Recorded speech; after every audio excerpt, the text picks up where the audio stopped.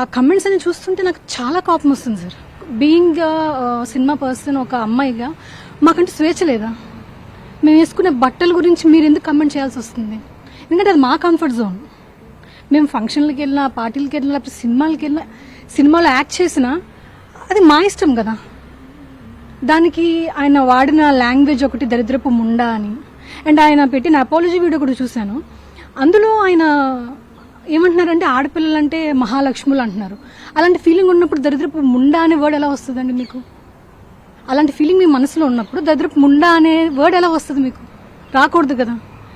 అంటే ఎలా ఉందంటే ఆయన అపాలజీ వీడియో చెప్పారు, బట్ అది ఏదో తూతు మంత్రం కింద, ఏదో మీరు అందరూ ఏడుస్తున్నారు కదా ఆడపిల్లలందరూ అన్నట్టు అది చెప్పడం కూడా ఐ అపాలజైజ్.